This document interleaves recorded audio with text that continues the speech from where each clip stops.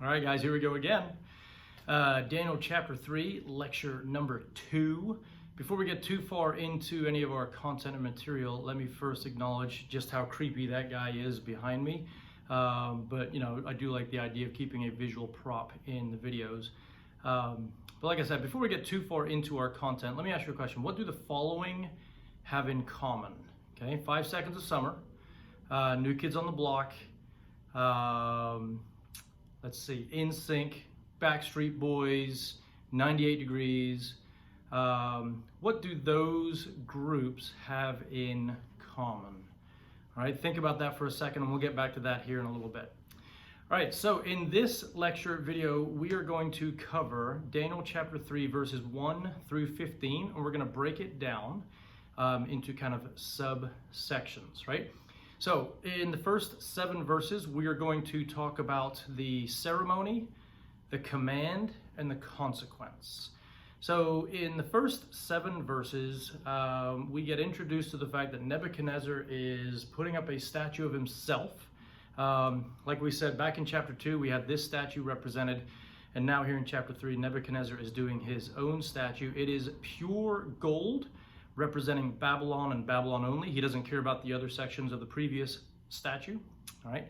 It is 90 feet tall by 9 feet wide, so it's pretty much straight vertical. It's not very sturdy, and it sits in the plain of Dura. The plain of Dura would have been about 6 miles outside of downtown Babylon. So if you go 6 miles north of Tree of Life, you'll end up real close to Polaris Mall. All right, so that's kind of a bit of an idea for you.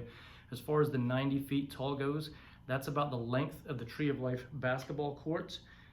Just to kind of give you some perspective, this statue here is the Christ the Redeemer statue. It's in Rio de Janeiro, Brazil, and it is 98 feet tall. All right. This one here is one I'm sure you're familiar with. This one is the Statue of Liberty in New York. It is 305 feet tall. Let's see. In 2002, Saddam Hussein, who was the reigning leader of Iraq, erected this statue of himself in downtown Baghdad, and it was 39 feet tall. It was toppled in 2003. So we have examples of the fact that we still do statues today. We still do statues as recognition and honoring and that type of thing, good, bad, or indifferent. People still do statues. So why would Nebuchadnezzar have put up a statue of himself, pure gold, smack dab in the middle of the plain of Dura? Well, there's 4 reasons for that. Number 1, he wanted to promote national unity. Number 2, he was trying to promote national loyalty. In other words, everybody bows down to me, Nebuchadnezzar. I am the one and only ruler of this empire. And then the other 2 reasons, number 3, he wanted to he was having a flashback moment to the dream of Daniel chapter 2. And he basically wanted to remind himself that he was still good enough, right?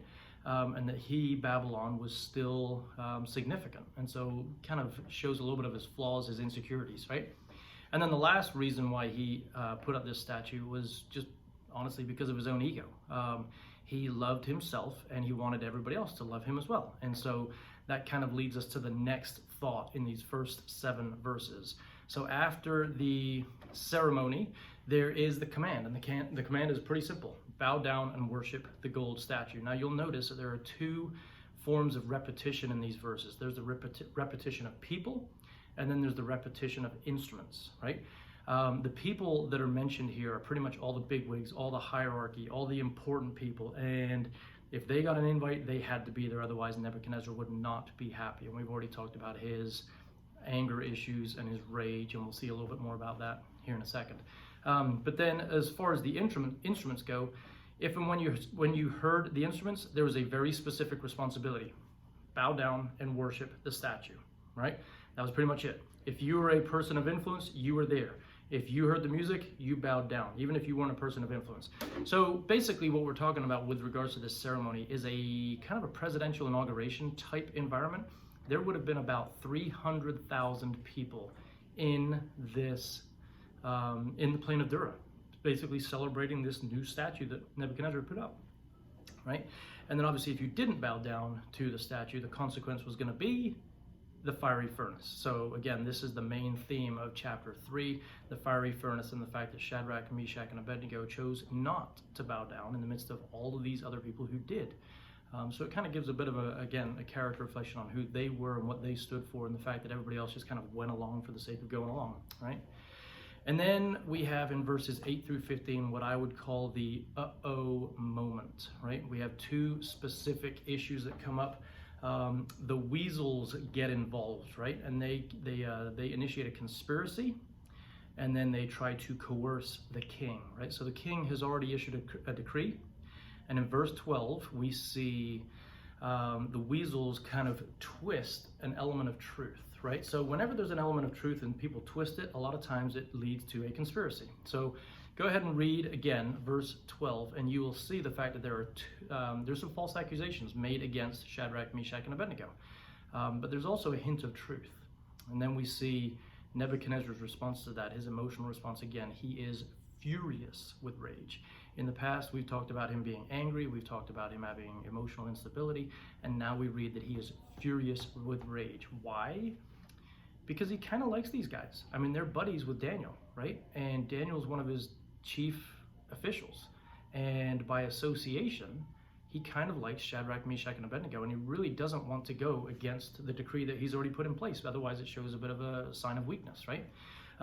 So here we see him again, letting the emotions get the better of him. So again, the theme or the thread that we're starting to pick up on, we see the ceremony, we've got the command and the consequence, and then we've got the conspiracy and the coercion. We've got this friction being established between the weasels and God's faithful few, all right?